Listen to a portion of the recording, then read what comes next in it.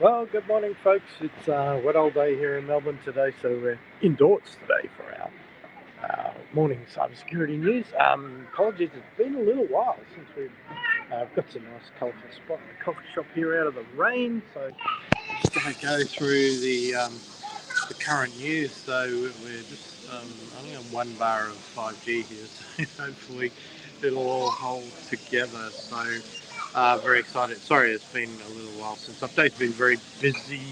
People to see, places to go. So thanks for joining us today. So there has been a lot happening in cybersecurity in the last couple of weeks, particularly in CTF land. CTFs, yes, were going on all around the world. We just recently had 2 weeks ago the zero-day initiative in Ireland for the first time. And a couple of things I want to call out because they're relevant to some of the other discussions we're going to have. The top prize of $202,000 was taken out by Viettel, a Vietnamese zero-day elite cybersecurity red team. They were very excited. And the reason why I call that out is because if you go through CTF time and you look at the top countries that are hosting CTFs around the world, Vietnam and Indonesia are number 6 and 7 on that list of the number of global CTF countries competing in CTFs around the world. So Asia is on the march, and that was borne out also in the International Cybersecurity Challenge, where Team Asia came in ahead of Team Oceania again.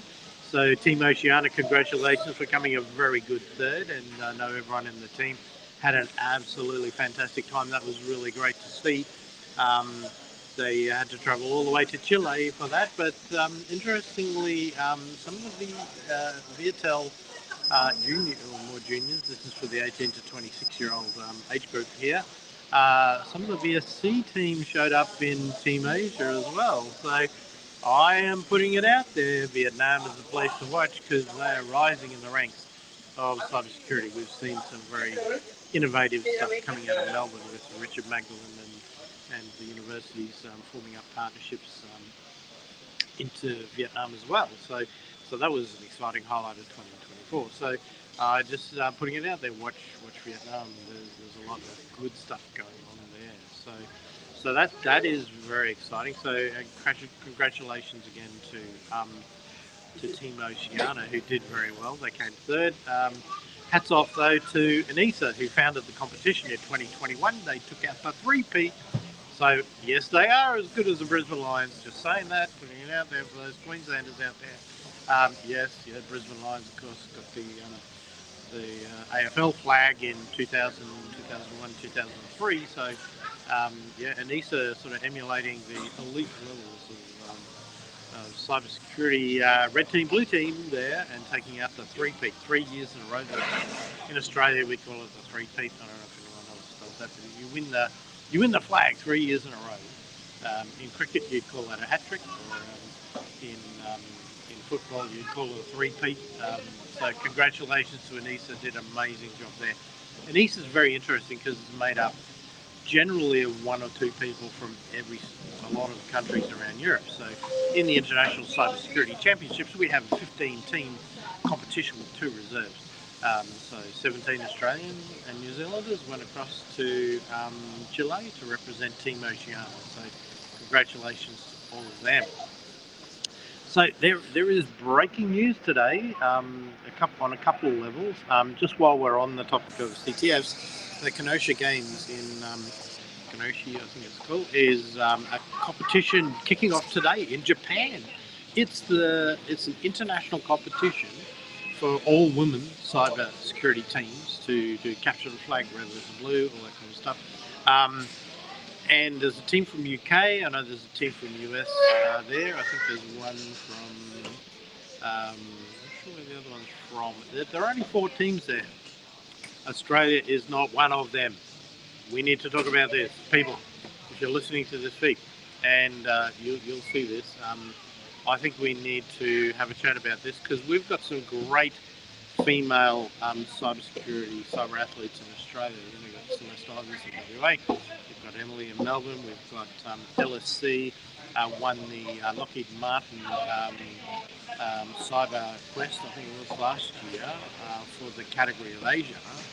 And I've got my first female security person that I'm coaching as well. So there is a case to be made, people, that we should have an all-women cybersecurity team. So that's going to be on the table for 2025.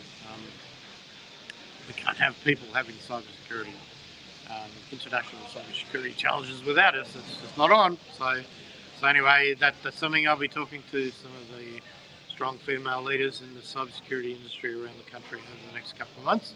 I will be in your face about that and seeing if we can do something to make sure we also have great representation in the all-female international cybersecurity competitions. Anyway, I will get off my soapbox. But there's more. There's more breaking news today, because I'm just going to share. There's a new cybersecurity conference coming up on February the 8th. It's in Belgrade, at the Belgrade Hotel, February 8th. Pack the hills. So if you're we're kind of joking around about the breaker or maker, candlestick maker, the old rhyme, but it's for makers, breakers, hackers, everything, for people to show their wares, talk about their own tools, their quirky proof concepts, whatever it is. If you're in the hacking community, of course, you can come and hang with your crowd. This is going to be an awesome event. There's an incredible lineup of speakers, and I believe some international ones as well. Although that's not for me to announce. That will be coming out the next day or two. So very exciting. So for those of you around the country, internationally even, who want to come to this conference, the Belgrade Hotel is near the Dandenongs in Melbourne. It's a great jumping off spot into the Yarra Valley, where we've got one of the top 4 wine regions in Australia, and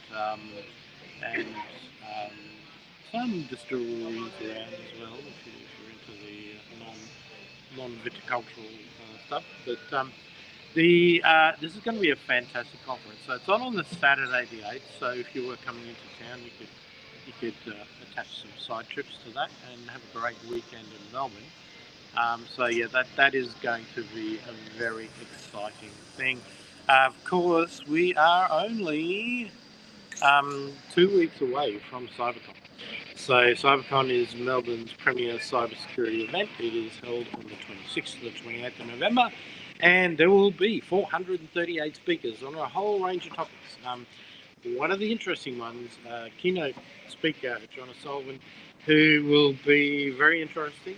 I'm dying to hear his side of the story, which was the big news of 2022 and 2023. So you can Google that if you're wondering about the reference there. But he's the keynote, so we're one of the keynotes there. So we're really looking forward to hearing his story.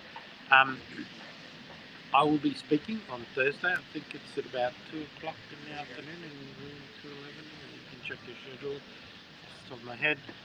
I'll be speaking on the topic of Are You OK? Should not be a UDP packet.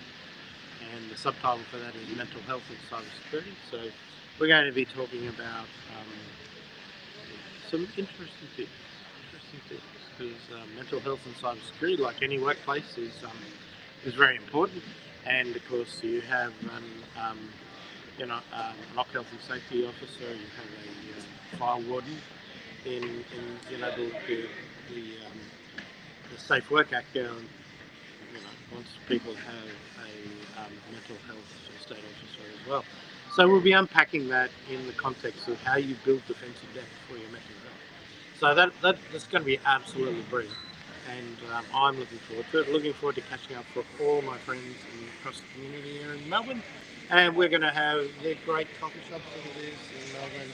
You'll be able to come and really sample the best coffee in the world and really have a great time. So that is going to be very exciting. So couple of things of interest. On the political front, there's legislation before the House at the moment for limiting the age of social media to people over 16. There's been some interesting discussions in the Senate estimates around that, which is kind of focused on a few things that people probably hadn't realised were in play here. So, with social media and misinformation, disinformation, we always have to be careful where we get our information. That's why OSINT is so important. So, being able to verify your sources of information, and there's a bit of a thread through social media at the moment that's kind of train smashing the government's digital ID bill with the under 16 not being able to use social media and the misinformation. And there are a few narratives out there that are kind of wrapping those three into one particular narrative. And I became aware of some social media feeds during the week that were causing some angst to some teenagers, and we had to have a good talk through all that.